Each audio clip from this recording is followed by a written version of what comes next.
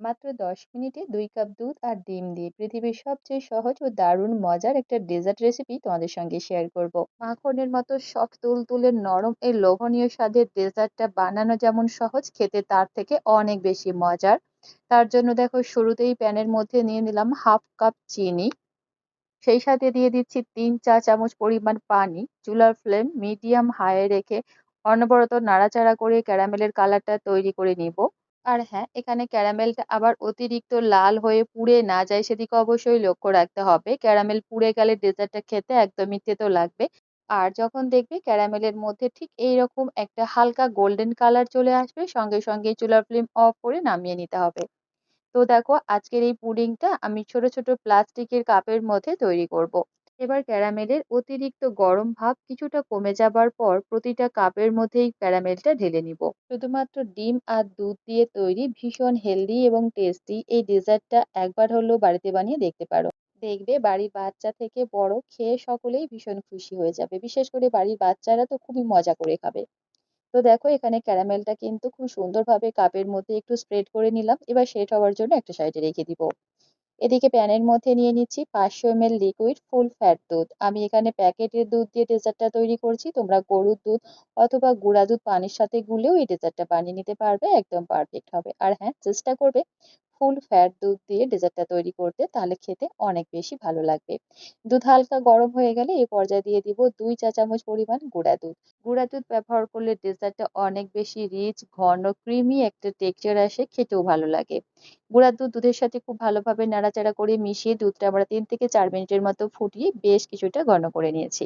এবার চুলার flame of করে দুধটা হালকা ঠান্ডা হওয়ার জন্য একটা সাইডে রেখে দিব। এদিকে একটা মিক্সিং বোলের মধ্যে নিয়ে নিচ্ছি স্বাভাবিক তাপমাত্রায় থাকা ২টা ডিম। ডিমগুলো যদি ফ্রিজে থাকে অবশ্যই আধা ঘন্টা আগে ফ্রিজ থেকে নামিয়ে রাখবে, তারপর এই পর্যায়ে ইউজ করতে হবে। মিষ্টির জন্য দিয়ে দিলাম 1/3 কাপ চিনি। মিষ্টির পরিমাণ এদের টেস্ট অনুযায়ী বাড়িয়ে কমে নেবে। আর সেই সাথে দিয়ে দিলাম ১ চা চামচ লেবুর রস। লেবুর রস ব্যবহার করলে ডেজার্টের মধ্যে ডিমের স্মেলটা একদমই পাবে না, খেতে অনেক বেশি ভালো লাগবে। তবে তোমরা চাইলে এখানে ভ্যানিলা এসেন্স অথবা এলাচের গুঁড়াও ব্যবহার করতে পারবে। তো দেখো, বেশ কিছুটা সময় নিয়ে ডিম আর চিনিটা খুব ভালোভাবে মিশিয়ে নিয়েছি। এই পর্যায়ে চিনিটা একদম ভালোভাবে মেল্ট হয়ে গেছে। এরপর এখানে দিয়ে দেব উষ্ণ গরম দুধ। দুধটা একদম অতিরিক্ত গরম থাকা যাবে না, একদম হালকা কুসুম গরম দুধটা এখানে ব্যবহার করতে হবে।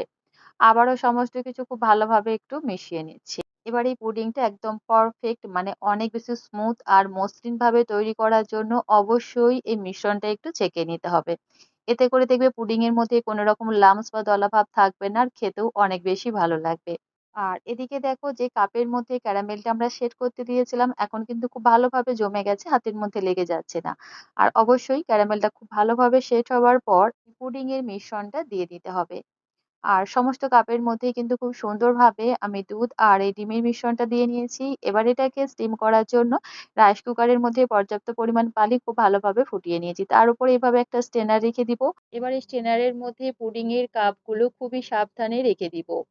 তারপর ঢাকা দিয়ে পুডিংটা আমরা ১০ মিনিটের মতো স্টিম করে নেব। এর থেকে বেশি সময় একদমই লাগবে না, যেহেতু পুডিং গুলো অনেকটাই ছোট ছোট করে তৈরি করেছি। তো দেখো, ১০ মিনিট পর তোমাদের দেখাচ্ছি, এগুলো কিন্তু হাতের মধ্যে আর লেগে যাচ্ছে না, খুব সুন্দরভাবে স্টিম হয়েছে। চুলা থেকে নামিয়ে নিচ্ছি।